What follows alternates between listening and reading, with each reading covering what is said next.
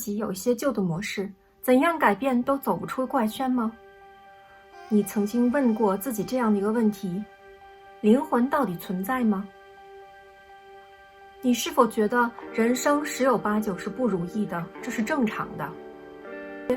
你是不是会对某些事物有一些恐惧，或者是有些怪癖，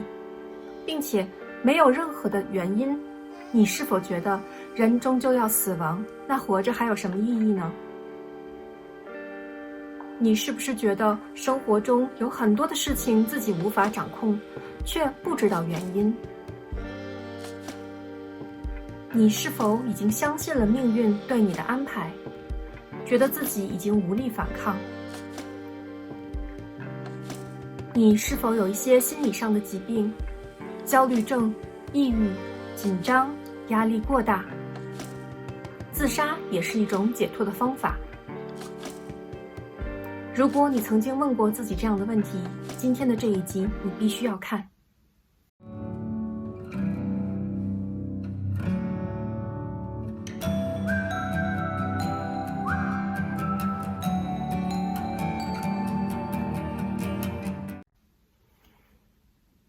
朋友们，大家好，欢迎来到我的频道 Love Care Share。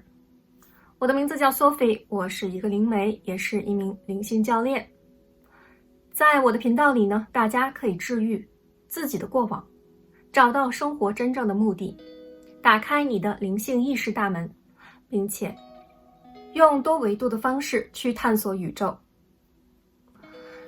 如果你还没有订阅我的频道的话，不要忘记订阅我的频道，打开小铃铛，这样的话就不会错过每次的更新了。今天我们要讨论的话题呢，就是轮回的步骤以及轮回的真相。我知道很多朋友呢，其实对轮回都有很大的兴趣，也有一些朋友曾经做过前世回溯。但是轮回它分为几个步骤呢？轮回到底是什么样的一个顺序和过程呢？我们来到这个世界上到底为什么？相信在很多的宗教呀，还有我们的认知程度里，每一个人都听过这样的一个词语。在印度教以及我们的佛教中都有提过轮回的这些事情。但是呢，在很多的前世回溯总结下来之后，我们会发现很多人与宗教上最基础的这些想法还是有一些不同的。所以今天 Sophie 在这里呢，总结了轮回的6个步骤，以及为大家讲述轮回的整个过程，让你了解灵魂是永存的。而你自己如果想要去和宇宙一起去升维，一起去提高，一起去进化，你就必须要了解轮回的真相。因为轮回的这个话题它讲的内容会非常的多，所以今天呢，我们先来聊的第一个部分呢，就是关于轮回以及前世的一些问题。我给大家列出来了几个问题，在这里呢，先为大家解答一下。在我们的第2集中呢，我们会轮回的整个的过程以及步骤。第一个问题就是前世到底存不存在，是不是真的？相信很多人呢都做过一些莫名其妙的梦，有的时候呢是清明梦，有的时候呢是看到自己穿着古代人的服装，有的人呢是做了一些非常激烈的情绪非常激动的梦。在这些梦中，我们都看到了与现实生活相差非常大的自己。自己呀可以飞檐走壁，自己可以开坦克，自己可以当医生，自己呢也可以是不同性别的人，与今世呢完全没有任何的关系。那么我可以肯定的告诉大家，在很多的科学界以及现在的催眠界，很多的科学家都可以证实，我们的大脑呢是存储了一些前世记忆的。所以前世的一些经历呢，不光是我们的一些想象，而是我们一些前世的储存记忆还停留在我们的意识体中，当然也是存储在我们的这个大灵魂体中的。所以可以很明确的告诉大家，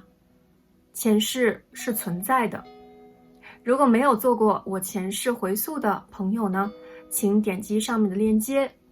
找一个安静的地方，用1个小时的时间呢，做一下我们的前世回溯，并且记录下来自己的感受。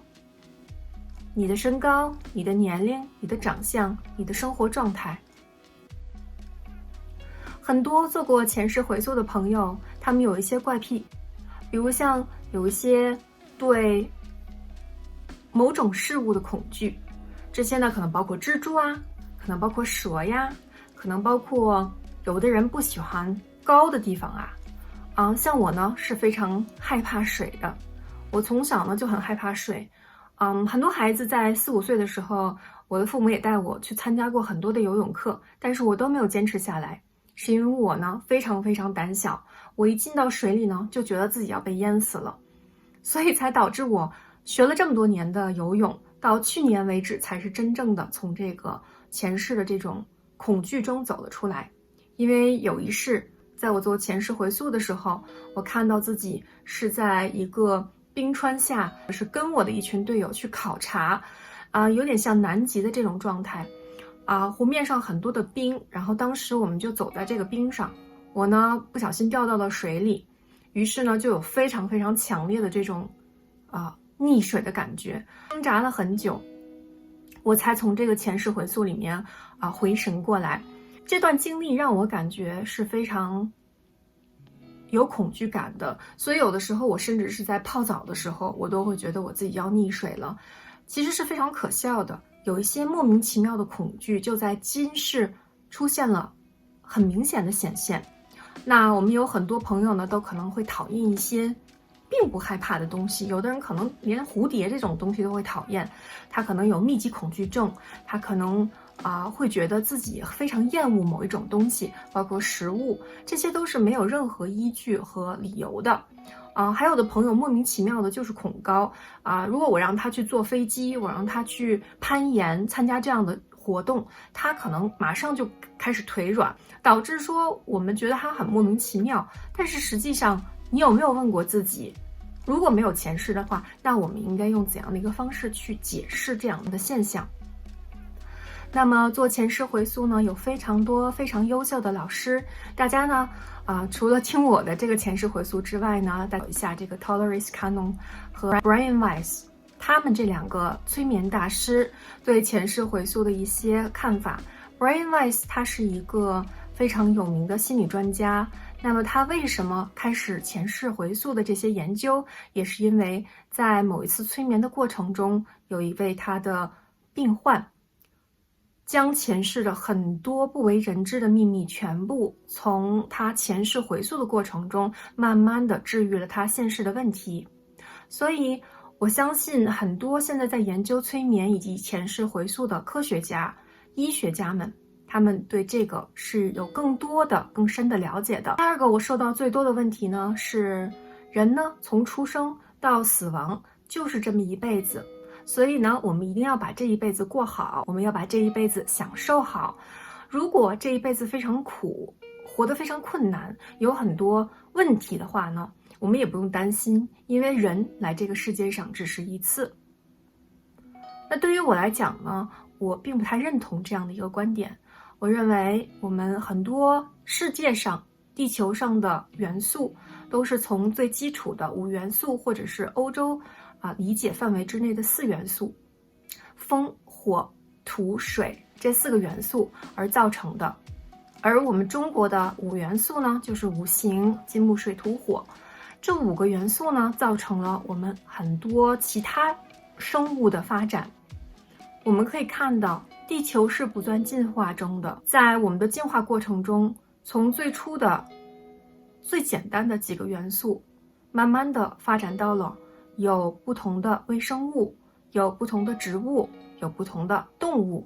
慢慢发展到人，是永远在进化的一个过程中的。我们的生命从出生到死亡，说它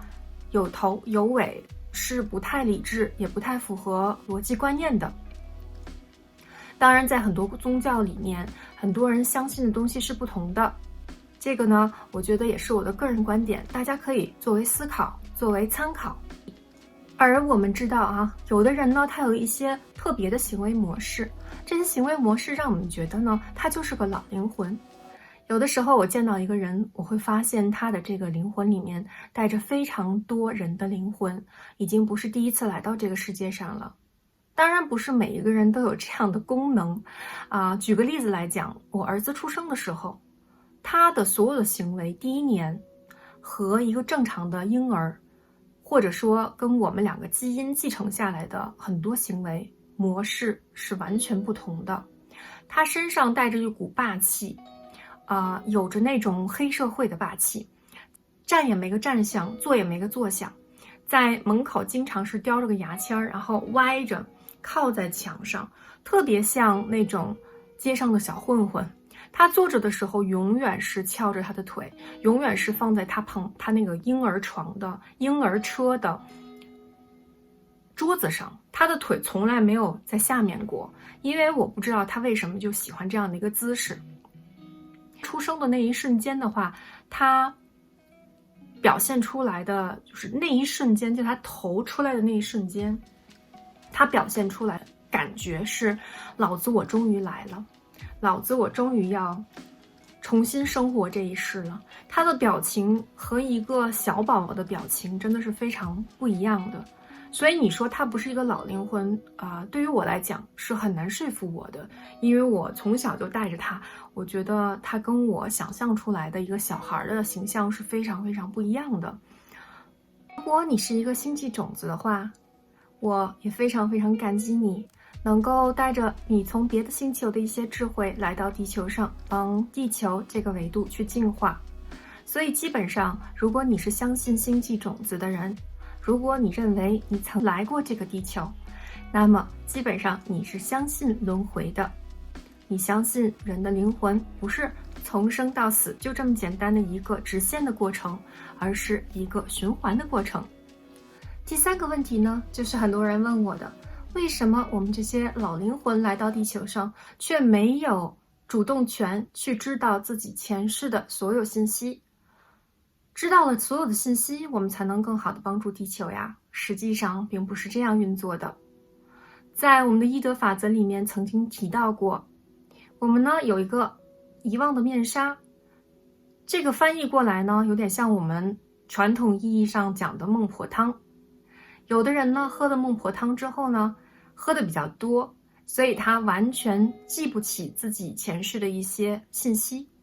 而有的人呢，可能孟婆汤没有喝够，所以导致他在出生之后清楚地记得自己前世到底发生了什么。而我们的灵魂，主体灵魂呢，它的运作模式呢，实际上有点像我们的这个章鱼。章鱼呢有很多的爪子，而每一个爪子呢伸到了不同的维度上。这些不同的维度呢，就代表了我们的经历，我们的小灵魂、小我的一些生活状态以及模式。而我们的高我、主灵魂、八爪鱼的主体呢，就控制了我们很多很多不同小我在不同维度的生活方式。这个索菲在这里给大家录这个视频的时候，另外一个索菲也许在非洲一个不同的时空，在种地种土豆都有可能，或者是我在不同的星球，也许是一只非常可爱的3只眼睛绿色的小怪物，我们所谓的外星人都是有可能的。这个呢就引申出来了我们所谓的这些平行空间。这个呢一讲的话呢，就话题就太大了，所以今天我们还是主要针对于轮回来去讲。那为什么要提到说人必须要忘掉自己前世的一些信息，才能够真正的有自己的小我去真实的体验？人呢必须要塑造自己的小我。当你有了小我的时候呢，你会有自己对这个宇宙的认知，自己对自己人生的规划。而我们在轮回的过程中呢，最基础的呢，就是要让你过来充分的体验你现在创造你手里的这个人生。如果给你的信息太多的话呢，你可能看到的东西呢就太大了，也许呢你就非常的淡定，也许有些事情你可能就不会去好好愿意做了。只有你觉得这个小我的世界是非常真实的，你有七情六欲，你有不同的情绪需要梳理，你需要去自我疗愈，你需要去自我成长，遇到困难解决困难，遇到问题解决问题。只有你的小我被巩固好之后，你才能够帮助你的主灵魂去充分的吸收在第三维度的信息以及你的经验，来充实主体灵魂这个八爪鱼的主体。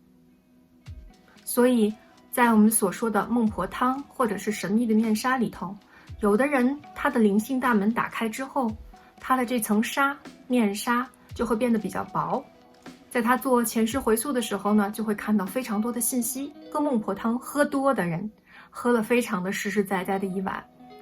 你可能做前世回溯的时候看到的信息也不够多。所以一个人当他的顶轮和他的松果体是松动的时候，他看到的世界以及他做前世回溯就是非常简单和轻易的，那么这层神秘的面纱就会慢慢的消失，或者说越变越薄。换句话说，当你觉醒了，当你对灵性的知识非常感兴趣的时候，就证明你开始去探索你的前世，就证明你开始要考虑人到底有没有灵魂，就证明你现在已经开始慢慢的开悟了。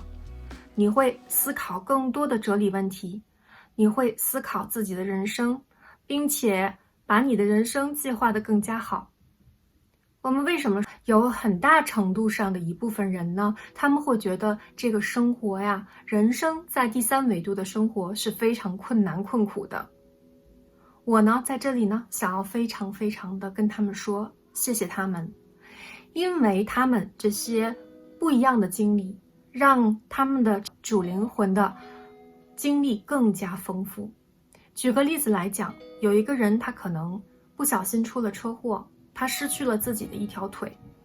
可能是左腿，举个例子来讲，所以他要重新去学习怎样装一个假肢在左腿上，用右边的这条腿来行走。我们可能会觉得这个人非常的不幸，但是当他来到这个世界上的时候，他带来的任务就是怎样